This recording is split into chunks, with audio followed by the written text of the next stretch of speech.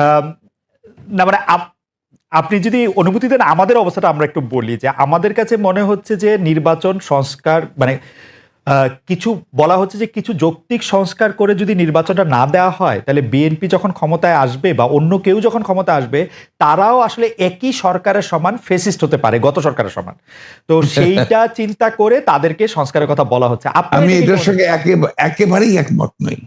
আমি ঘোরতর আপত্তি জানাচ্ছি, তীব্র প্রতিবাদ জানাচ্ছি। বিএনপির সঙ্গে ফ্যাসিস্ট আওয়ামী লীগের তুলনা করার কোনো কারণই থাকতে পারে না। কারণ বিএনপি ইজ এ পার্টি, যে দলটা বহুদলীয় গণতন্ত্র নিয়ে এসেছে।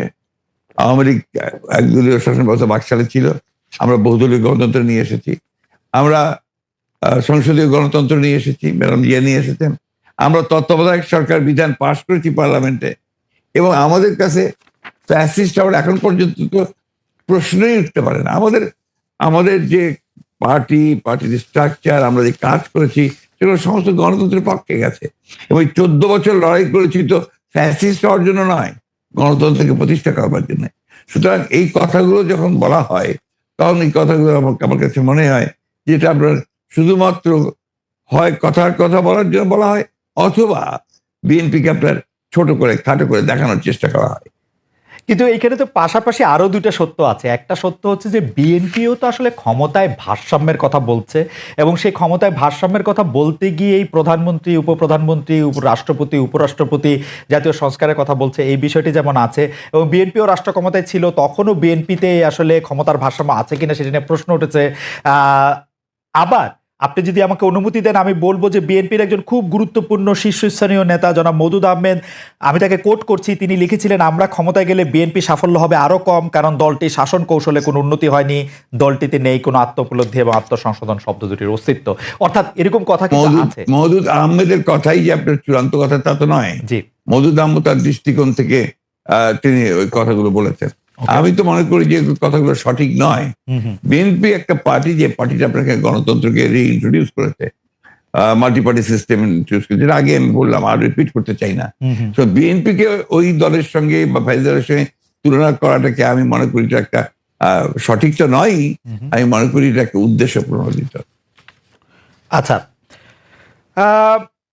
আরেকটি ব্যাপার, সেটি হচ্ছে আমার আগেকার প্রশ্নের সাথে সম্পর্কিত, যে গণ অভ্যুত্থানের মুখে শেখ হাসিনার দেশ ছেড়ে পলায়ন, আওয়ামী লীগের নিষ্ক্রিয়তা এক ধরনের, মানে আওয়ামী লীগ দেশের রাজনৈতিক প্রেক্ষাপট থেকে বাদ হয়ে গেছে। কেউ কেউ আমাদের মিডিয়ার ভাষায় কেউ কেউ বলছেন যে একটা -1 হয়ে গেছে। অন্তর্বর্তী সরকারকে নিয়ে কোনো -2 সংখ্যা কি আছে? কেন এই প্রশ্নটি উঠছে সেটিও আমি বলি, যেটা কিছুটা আপনি আগেই প্রশ্ন করেছেন, যে আওয়ামী লীগ আমলে কিন্তু আমরা দেখেছিলাম যে বেগম খালেদা জিয়ার চিকিৎসার জন্য বারবার বলা হচ্ছিল, কিন্তু 3.5 মাস পরেও বেগম জিয়া এখনো দেশে আছেন, তারেক রহমান সাহেব এখনো দেশে ফিরেন নাই। তো এইটার ক্ষেত্রে কি -2 কোনো আশঙ্কা আপনাদের মধ্যে রয়েছে কিনা অন্তর্বর্তী সরকারকে নিয়ে? এই -2 তো এসেছিল আপনার 1/11-এ। এখন আপনার এই -2 কোনো সমস্যা নেই। কারণ হচ্ছে যে আমরা আগেই বলেছি, আমি গতকাল একটা ইন্টারভিউতে বলেছি যে বিএনপিকে এখন আর কেউ মাইনাস করতে পারবে না। এক। 2 নম্বর হচ্ছে, আওয়ামী লীগ যদি নিজেরা মাইনাস হয়ে গিয়ে থাকে তো সেটা তো আওয়ামী লীগ হয়েছে, কারণ সে দেশেই নাই, তার নেত্রী পালিয়ে গেছে। সুতরাং আপনার এই জায়গাতে তো তারা নিজেরাই চলে গেছে। এখানে একটা জিনিস আমাদের সবসময় মনে রাখতে হবে, যে রাজনৈতিক দলটি পলিটিক্যালি ব্যাংক্রাফট হয়ে যায়। আওয়ামী লীগ তো এখন আসলে পলিটিক্যালি ব্যাংক্রাফট একটা রাজনৈতিক দল। আমি আগে থেকেই বলছিলাম কথাটা আর কি। তার কোনো রাজনীতি নেই। সে ক্ষমতাকে এমন ভাবে ব্যবহার করেছে তাদের ব্যক্তিগত স্বার্থে, দলীয় স্বার্থে না, প্রত্যেকের ব্যক্তিগত স্বার্থে। They have minted money like anything. দেশকে তারা একেবারে ফোকলা করে দিয়েছে, এবং সেই দেশকে ফোকলা করে দিয়ে পালিয়ে গেছে, এবং এটা জনরোষে পালিয়েছে। নর্থদের যে কোনো মিলিটারি কু বা কিছু হয়েছে, পিপলস রেট, জনরোষ, সেই রোষে তাকে পালিয়ে জীবন বাঁচাতে পালিয়ে যেতে বাধ্য হয়েছে। এই বিষয়গুলো আমাদের মাথায় রাখতে হবে। আমরা কোনো মতেই যেন চেষ্টা না করি এটাকে কোনো মতে খাটো করা। The fascist Awami League regime এতে বাধ্য হয়েছে দেশ থেকে পালিয়ে যেতে জনরোষে। ওকে, গত 15 বছরে আওয়ামী লীগের শাসনকে যে ফেসিবাদী বলা হচ্ছে, এবং তার যে পালিয়ে যাওয়াটা, যেটি আসলে আপনি এখন বর্ণনাও করলেন, দুর্নীতি, তারপরে নানা ধরনের নানা কারণে, কিন্তু তার পেছনে আপনাদের আমলে যে ২০ বছর আগে ২১ আগস্টে গ্রেনেড হামলা, বিচারকদের বয়স বাড়িয়ে তত্ত্বাবধায়ক সরকারকে প্রশ্নবিদ্ধ করার মাধ্যমে শেখ হাসিনাকে কর্তৃত্ববাদী শাসনের দিকে নিয়ে যাওয়া, এ নিয়েও আসলে নানা ধরনের আলোচনা আছে। এই দুটি ঘটনা যদি হাইন্ডসাইট আপনি একটু দেখেন, যে মানে যেগুলি হচ্ছে ক্রাইমের ঘটনা, অর্থাৎ হচ্ছে ২১ আগস্টের গ্রেনেড হামলা, ১০ ট্রাক অস্ত্র, আবার অন্যদিকে তত্ত্বাবধায়ক সরকার ব্যবস্থাটাকে একটা এরকম জায়গায় নিয়ে যাওয়া, এই দুটিকে আপনি আপনার মূল্যায়ন আমরা একটু শুনতে চাই যে দুটি। আপনার ২১শে আগস্টের যে ঘটনা, এই ঘটনার সঙ্গে বিএনপিকে জড়িত করা এবং বিশেষ করে তারেক রহমান সাহেবকে জড়িত করা, এটা পুরোপুরি ভাবেই রাজনৈতিক উদ্দেশ্য প্রণোদিত। এটা কোনো মতেই বিএনপি এর সঙ্গে জড়িত তো নয়ই, বরঞ্চ আমি মনে করি যারা বিএনপিকে শত্রু হিসেবে চেনে তারা জড়িত, এবং এখানে বেনিফিশিয়ারি কারা হয়েছে সেই বিষয়টা আমাদেরকে অবশ্যই লক্ষ্য রাখতে হবে। ২১শে আগস্টের মামলায় who was the beneficiary? Beneficiary was Awami League. কারণ বিএনপি ক্ষমতায় থেকে সে এমন কোনো ঘটনা ঘটাবে কেন যে ঘটনাটা তার বিপক্ষে যাবে? এটা গেল ১ নম্বর। আর আপনি যে প্রসিডিংস গুলো দেখেন সমস্ত, আপনি তো একসময় বিচার বিভাগের মানুষ ছিলেন, দেখবেন যে তারেক সাহেবকে এখানে জড়িত করা হয়েছে ৪টা আপনার আইও চেঞ্জ করার পরে। সর্বশেষ যে আইও নিয়ে আসা হয়েছে সে হচ্ছে আওয়ামী লীগ দলীয় ভুক্ত কাহার এখন যে আপনার নিজে থেকেই তাদের মানে নির্দেশে সে এই চার্জশিটটা করেছে, যেটা কোনো সম্পর্ক নেই। অন্যদিকে যে আপনার মূল আসামি ছিল, ভদ্রলোকের নাম আমি বলে যাচ্ছি, মৌলানা মুফতি মোহাম্মদ, তিনি তাকে দিয়ে ১৬৪ দিন তাকে টর্চার করে তাকে দিয়ে একটা আপনার স্টেটমেন্ট করিয়ে নিয়েছিল।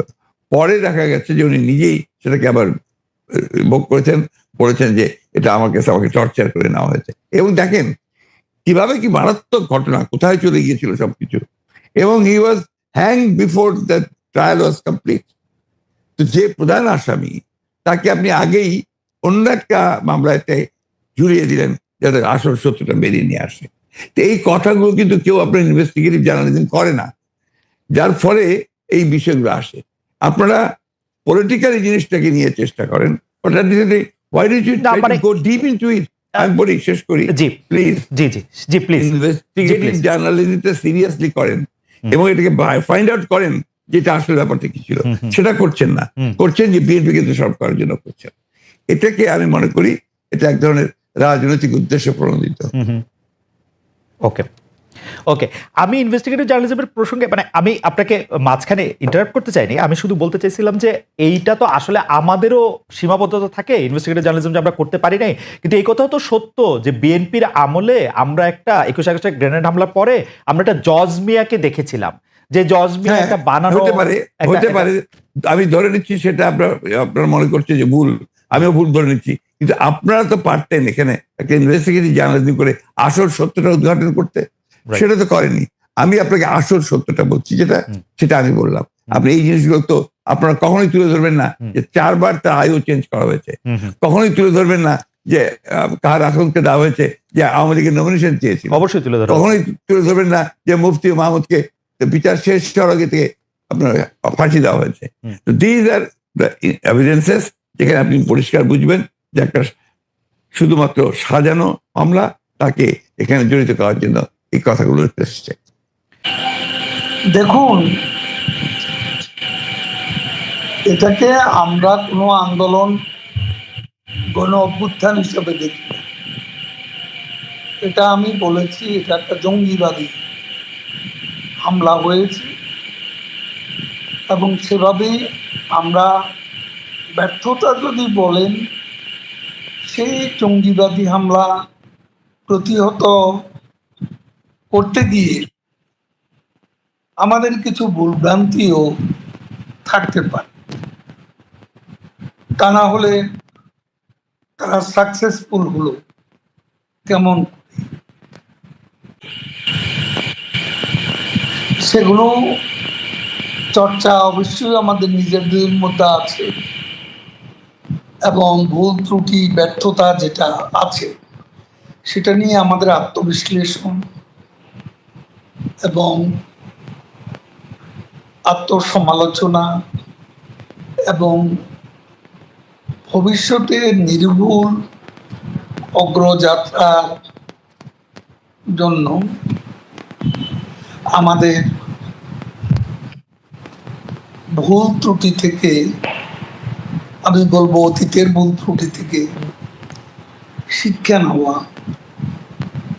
এটা রাজনীতিকদের অবশ্যই করণীয়, দায়িত্ব, কর্তব্য বলে আমরা মনে করি। সেটা যখন বাংলাদেশে আমরা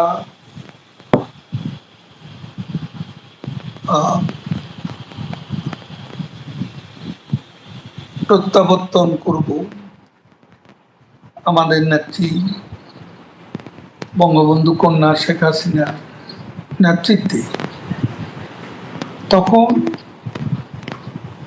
এসব নিয়ে আলাপ আলোচনা হতে পারে। এখন আমরা বিভিন্নভাবে আছি, বিচ্ছিন্নভাবে আছি। বাংলাদেশে আমাদের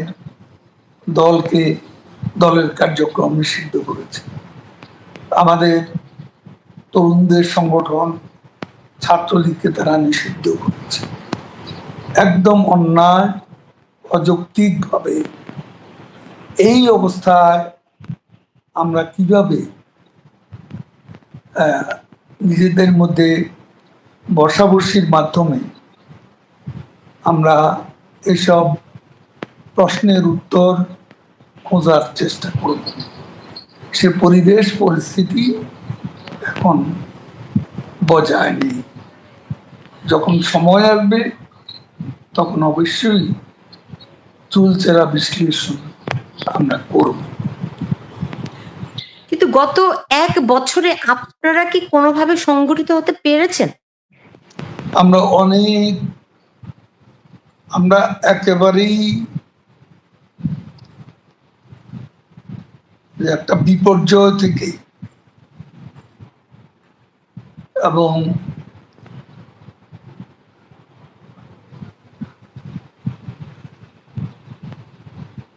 একটা ভয়ানক ভূকম্পনের মতো অবস্থা থেকে আমরা আমাদের পার্টিকে নতুনভাবে সংগঠিত করা, এই কাজটি খুব দুরূহ এবং কঠিন। আমাদের কোথাও দাঁড়াতে দিচ্ছে না। আমাদের বাড়িঘর হামলা হয়েছে, পুড়িয়ে দেয়া হয়েছে, ধ্বংস করা হয়েছে। আমাদের ঢাকা থেকে সারা বাংলাদেশে আমাদের অফিসগুলো সম্পূর্ণ ধ্বংস, এবং আমাদের কর্মীরা অনেকেই জেলে। প্রতিনিয়তই মবক্রেসি বা যে ভায়োলেন্সের মাধ্যমে আমাদের কর্মীদের নিপীড়ন করা হচ্ছে, নির্যাতন করা হচ্ছে। কেউ ঘর বাড়িতে থাকতে পারছে না, এবং এক কঠিন সময় অতিক্রম করছে আমাদের কর্মীরা। এর মধ্যে আমরা একটা বিষয়ে আমরা আজকে গর্বের সঙ্গে বলতে পারি যে বাংলাদেশের জনগণ আর সঠিক পরিস্থিতি অনুধাবন করছে। মানুষের মুখে মুখে এখন শেখ হাসিনার নাম উচ্চারিত হচ্ছে। তার আমলে মানুষ ভালো ছিল, সেটা আজকে মানুষের মুখেই শোনা যাচ্ছে। আমরা কোনো বিচ্ছিন্ন দ্বীপের বাসিন্দা নই। আমরা যেখানেই আছি বাংলাদেশের জনগণের সঙ্গে আছি। আমাদের দল জনগণের দল। জনগণের সমর্থন আছে কি নেই, জনগণ আমাদেরকে কিভাবে দেখছে সেটা বোঝার ক্ষমতা যদি না থাকে, তাহলে তো আমাদের রাজনীতি করা উচিত। আমরা মানুষের যে চাহিদা, আকাঙ্ক্ষা একটা সরকারের কাছে, সেটা বাস্তবায়নে আমরা কার্পণ্য করিনি। শেখ হাসিনার নেতৃত্বে বাংলাদেশের যে উন্নয়ন হচ্ছে সেটা বিশ্বের বিস্ময়। আজকের মেট্রো রেল, পদ্মা সেতু, আজকে এলিভেটেড এক্সপ্রেসওয়ে, আজকে অনেকগুলো কয়েক ডজন ওভারপাস, কয়েক ডজন ফ্লাইওভার, রেলওয়ে ওভারপাস এবং 100 সেতু একদিনে উদ্বোধন করেছিলেন আমাদের নেত্রী। তারপর আবার এই ঘটনার মাস দুয়েক আগে একদিনে 150 সেতুর উদ্বোধন করেছিলেন। সমতলে, পাহাড়ে, সর্বোচ্চই রাস্তা, যোগাযোগ ব্যবস্থা বৈপ্লবিক পরিবর্তন।